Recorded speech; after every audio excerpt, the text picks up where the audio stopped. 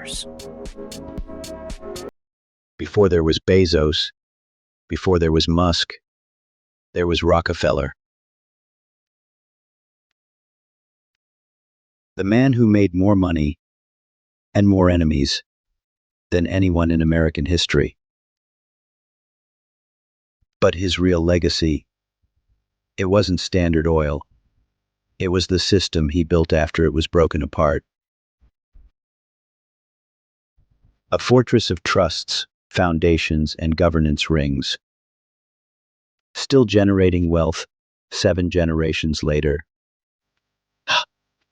And you've probably never seen their names in the headlines. This is how John D. Rockefeller turned one oil company into a dynasty that shaped global finance, foreign policy, and the rules of wealth itself. In 1870, John D. Rockefeller founded Standard Oil. He didn't just want to sell oil. He wanted to control everything, from the fields to the railroads to the refineries. And for a time, he did. By 1882, Standard Oil refined 90% of the oil in the United States. It was the most powerful monopoly in American history. How? Rockefeller used what we now call vertical integration. He undercut competitors, made secret deals with railroads, and quietly bought out rivals until there were none left. The press called him ruthless. He called it efficiency. And by 1913, his net worth had reached $1.4 billion, more than $400 billion in today's dollars. But then, the empire collapsed. Or at least, it looked that way. In 1911, the Supreme Court broke up Standard Oil. They called it a victory against monopoly power. But here's what actually happened. The company was split into 34 new corporations, names you know, Exxon, Mobil, Chevron. Rockefeller owned shares in all of them. His wealth didn't disappear, it exploded. Over the next decade, his net worth nearly doubled.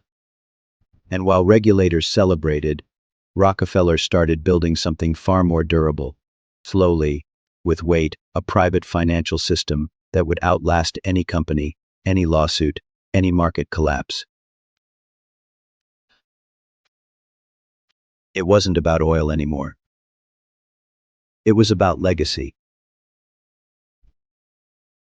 In 1934, John D. Rockefeller Jr. created the first dynasty trust. It held stocks in Standard Oil's successor companies and prime real estate. It was irrevocable, tax-advantaged, and carefully written to outlive every one of its beneficiaries. Income flowed to the next generation, but the principal stayed locked inside. That was the magic. The assets were never split, never sold off in divorces. How do you keep 170 heirs aligned across 7 generations? The answer: governance. The Rockefellers didn't just pass down money. They passed down rules. At the center was the family constitution, a written document defining access to wealth, values, and responsibilities. Distributions were staggered by age. $10,000 a year at 21. $600,000 a year by 30, but only if you showed up, stayed involved, and played by the rules. Every year, the family still gathers at their Hudson Valley estate, Kikwit. Not to party, to plan.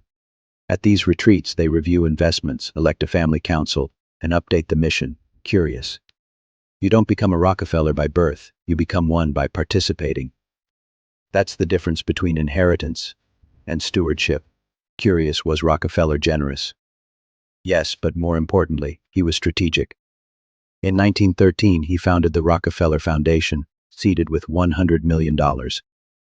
That's over $2.8 billion today. It helped eradicate hookworm, build schools, and launch global health initiatives. It also made the Rockefellers untouchable. Philanthropy gave them cover during antitrust battles, and it gave them control long after the press moved on. Later, they pioneered the charitable lead trust, a tool that gave 20 years of income to charity, then passed the remaining fortune to heirs, tax-free. That structure alone saved them over $3 billion in estate taxes. Curious, so yes, the Rockefellers gave back, but they always gave on their terms. You won't see Rockefeller heirs on reality shows. No private island scandals, no flashy yachts with their name on the back. Curious, instead, you'll find them running family councils, chairing global banks, quietly shaping public policy through institutions they fund. David Rockefeller led Chase Bank for 35 years. Others helped guide the Council on Foreign Relations, the University of Chicago, Spelman College, emphatic. Today, the dynasty includes over 170 heirs. Their wealth is fragmented, but still powerful. Through Rockefeller Capital Management, the family manages over $100 billion. No one man runs it, the structure does. This wasn't just a fortune, it was a formula. Curious, and if you want to understand how true dynasties are built, don't look at income, don't look at fame, look at the structure.